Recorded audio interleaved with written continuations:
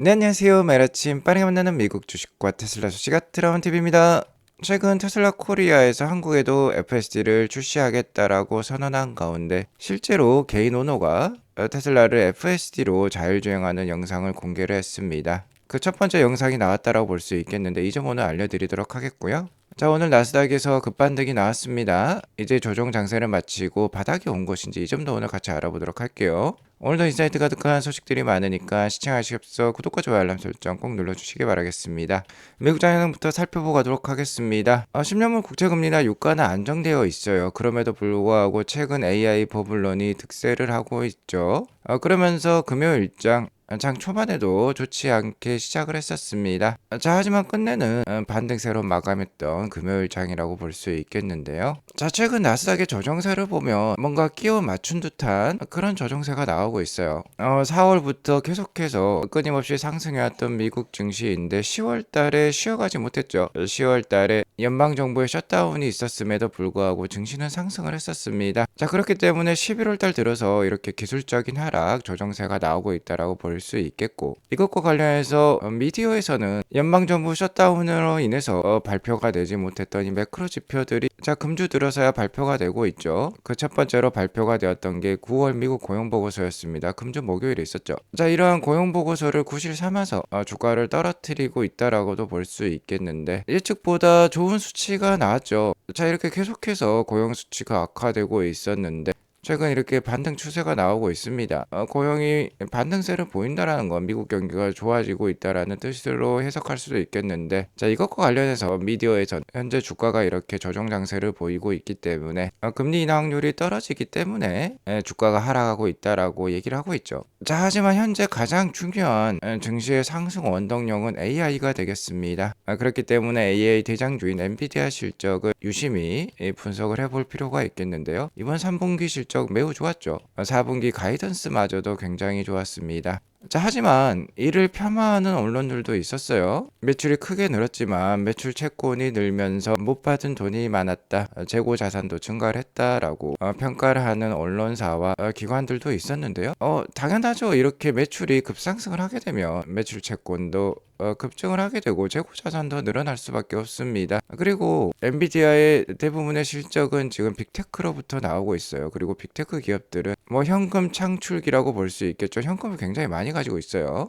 그렇기 때문에 엔비디아의 실적 성장에 대해서 그 큰 가치를 폄하할 필요는 없을 것으로 생각이 됩니다. 아무튼 다행스럽게도 나스닥은 오늘 22,000선에서 반등을 보여주면서 0.88% 상승한 22,200 정도에서 마감을 했어요. 자, 그리고 금일 시장 반등에는 가장 크게 역할을 했던 게 12월 달 금리 인하 확률의 상승이었습니다. 자, 어제는 60%대까지 떨어졌는데 71.5%까지 오늘 상승을 보여주었어요. 그러면서 오늘 주가가 반등을 보여주었는데 미국 연준 2인자인 윌리엄스 뉴욕 연은총재의 역할이 컸습니다. 현재 유가도 50불대에서 안정세를 보여주고 있죠. 윌리엄스 연은 총재에 따르면 인플레이션 상방 위험은 다소 줄었다라고 얘기를 하고 있습니다. 자, 그러면 중요한 것이 고용이 되겠죠. 고용 측면의 하방 위험이 더 커졌다라고 얘기를 하고 있어요. 자, 실제로 아직까지는 미국의 고용 추세는 하락세에 있다라고 보는 게 맞겠죠. 자, 그렇기 때문에 금리 인하가 필요하다는 듯이 얘기를 하고 있는데 결정적으로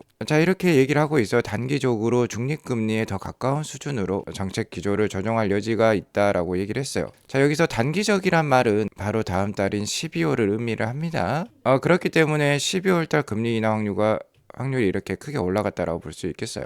다음 FOMC 회의인 12월 10일이 이제 코앞으로 다가온 가운데 연준 2인자의 비둘기파적인 발언이 오늘 시장의 상승을 이끌었습니다. 자, 하지만 최근 좋은 실적을 발표했던 엔비디아는 오늘도 하락을 보여주었는데요. 반면에 구글은 계속해서 좋은 상승을 보여주고 있죠. 현재 주도주라고 볼 수 있겠습니다. 자, 엔비디아 주가가 하락을 했다라고 해서 엔비디아 주주분들 그렇게 낙담할 필요는 없으세요. 엔비디아 EPS는 내년과 내후년에도 지속적으로 상승할 예정에 있습니다. 자, 이렇게 EPS가 지속 성장하는 기업은 지속 매수가 필요하다라고 저는 생각을 하고요. 자, 물론 이 EPS 성장세보다 주가가 많이 앞서간 경향은 있어요. 제가 연초 엔비디아 주가가 이렇게 뚝 떨어질 때 엔비디아에 관심을 가질 필요가 있다, 충분히 반등할 것이다라고 방송을 했었습니다. 자, 왜냐면 이렇게 EPS가 계속 상승할 예정에 있기 때문이었죠. 자, 지금은 이 EPS 성장보다 엔비디아 주가가 좀 많이 앞서가고 있습니다. 이렇게 괴리가 벌어졌죠. 주가가 이렇게 앞서가게 된다면 조정은 피할 수 없어요. 언젠가는 나올 조정인데 지금 그러한 모습이 좀 나오고 있다라고 볼 수 있겠고, 역시나 추가적인 조정이 있다라고 하면 매수를 하면서 대응을 할 필요가 있겠죠. 어제도 말씀드렸다시피 현재 공포와 탐욕 지수는 극도의 공포 상태에 있고 지난 4월 초와 비슷한 수준이에요. 만약에 4월 초에 나스닥 성장주 아무거나 샀더라고 하면 굉장히 큰 수익을 지금 가져볼 수 있겠죠. 현재 그러한 기회가 지속되고 있다라고 볼 수 있겠어요. 테슬라는 금일 1% 하락한 391불로 마감을 했습니다. 테슬라와 엔비디아는 사뭇 다른 모습을 보여주고 있는데요. 엔비디아는 계속해서 EPS가 끊임없이 성장을 보여주고 있죠. 2022년 막판에 챗GPT 모먼트를 마련하면서 EPS와 주가가 수직 상승하고 있습니다. 자, 하지만 테슬라는 달라요. 엔비디아가 2022년 말부터 EPS가 수직 상승을 했지만 테슬라는 그 이후부터 계속해서 EPS가 이렇게 하락을 해왔습니다. 테슬라는 이제 턴어라운드 주라고 볼 수 있겠어요. 이제 내년부터 테슬라 EPS의 대대적인 반등이 예상이 되고 있는데요. 그 반등의 계기는 로보택시가 만들어내겠죠. 사이버캡이 만들어낼 예정에 있습니다. 하지만 이 사이버캡의 대량 양산과 보급 전까지는 주가가 좀 흔들릴 수 있겠어요. 테슬라 역시 EPS와 주가의 괴리가 벌어진 모습을 보여주고 있습니다. 언제인지 주가가 하락할 수 있다는 뜻이 되겠어요. 자, 하지만 하락하면 매수하는 게 맞는 상황이라고 했죠. 테슬라 주가의 중장기적인 차트 흐름을 봤을 때 현재 이렇게 하락하는 추세를 보이고 있다라기보다는 상승하는 추세를 그리고 있습니다. 물론 이러한 상승 추세 이면에는 테슬라 자율주행, 즉 피지컬 AI 기술에 대한 기대감이 크게 작용하고 있다고 볼 수 있겠죠. 실제로 테슬라를 오랫동안 분석해온 파이퍼 샌들러의 최근 분석을 보면요. 최근 프리몬트에 방문을 해서 테슬라 IR 담당자들과 회의도 하고 직접 FSD도 경험을 했다라고 합니다. FSD 버전 14가 워낙 그 성능이 뛰어나서요. 인간 운전자보다 더 뛰어난 성능을 보일 수 있다라고 얘기를 하고 있고, 그렇기 때문에 직접 경험해 볼 필요가 있다라고 얘기를 하고 있습니다.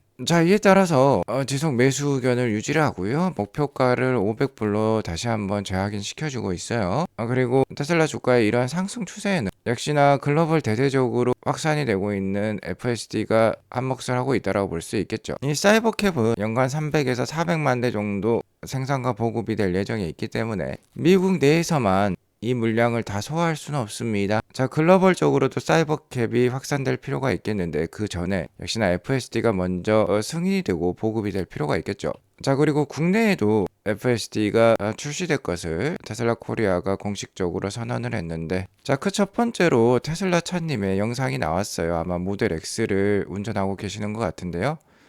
자, 우리나라 서울 창동역 뒷골목이 되겠습니다. FSD 버전 14.1.4가 등록이 되었어요.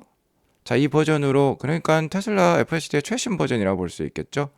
최신 버전으로 지금 골목을 운전을 FSD로 하고 있는데 아무도 이게 자율주행인지 알아차리지 못하고 있습니다.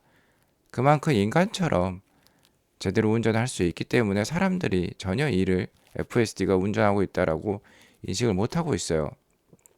이만큼 잘 운전이 되고 있다라는 거. 자, 서울의 뒷골목 분위기가 확실히 나오고 있죠.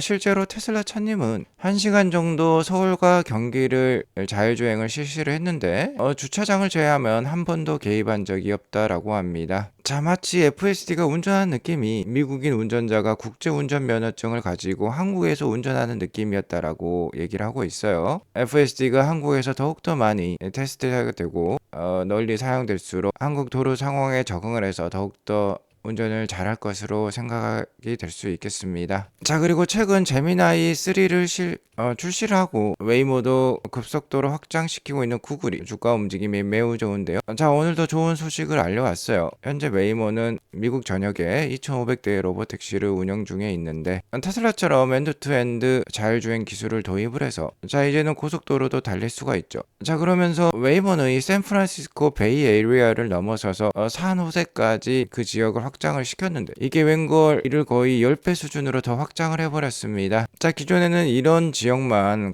다닐 수 있었는데 이를 뛰어넘어서 거의 캘리포니아 전 지역으로 확장을 시키고 있어요. 자, 이 정도 지역이라고 하면 우리나라 거의 경기도 수준이라고 볼 수 있겠습니다. 여기도 마찬가지예요. 일단 캘리포니아 주 정부로부터 더 넓은 지역에 완전 자율주행을 실시할 수 있는 권한을 얻었다라고 합니다. 기술을 인정받았다라는 뜻이 되겠죠. 그리고 내년 중반에는 이 샌디에고에도 웨이모의 자율주행 택시가 도입이 된다라고 하네요. 자, 일단 웨이모가 테슬라의 로봇 택시보다는 현재 앞서가는 모습을 보여주고 있습니다. 거기에 더불어서 최근 제미나이 3가 챗 GPT를 넘어서는 성능을 보여주고 있다라는 평가가 나오면서 구글은 3분기 좋은 실적과 함께 주가가 최근 한 달 동안 18.41%나 상승을 보여주었어요. 테슬라가 12% 넘게 하락하는 반면에 구글은 다른 모습을 보여주고 있습니다. 자, 하지만 내년이 되면 역전이 되겠죠. 구글에게 있어서는 옵티머스 로봇은 없어요. 휴머노이드 로봇을 개발하고 있다라는 소식은 없고, 웨이모가 이렇게 지역을 넓히고 있지만 이 차량 한 대 가격이 거의 2억 원을 넘는 수준이고, 웨이모는 자체적으로 차량을 생산하지 않습니다. 자, 그리고 웨이모는 자율주행 기술이 미국에만 국한이 되어 있죠. 하지만 테슬라는 다릅니다. 전 세계적으로 뻗어나갈 수 있고 이를 커버할 수 있는 차량을 직접 생산을 하고 연간 300만 대에서 400만 대까지 늘릴 수 있는 제조 역량을 가지고 있죠. 자, 그러니까 내년에는 충분히 다른 모습이 나올 수 있습니다. 내년은 정말 피지컬 AI의 원년일 것이고, 미국에서 북중미 월드컵도 있죠. 이것에 맞추어서 사이버캡의 대량 양산이 시작될 예정에 있어요. 북중미 월드컵부터 테슬라 주가에 대대적인 반격이 있을 가능성이 높습니다. 자, 이를 아트라운 TV와 함께 맞이하셨으면 좋겠어요. 오늘 이것으로 방송을 마치겠고요. 오늘 방송이 도움이 되었으면 구독과 좋아요 알람 설정 꼭 눌러주시기 바라겠습니다. 행복한 주말 보내시기 바라겠습니다. 감사합니다.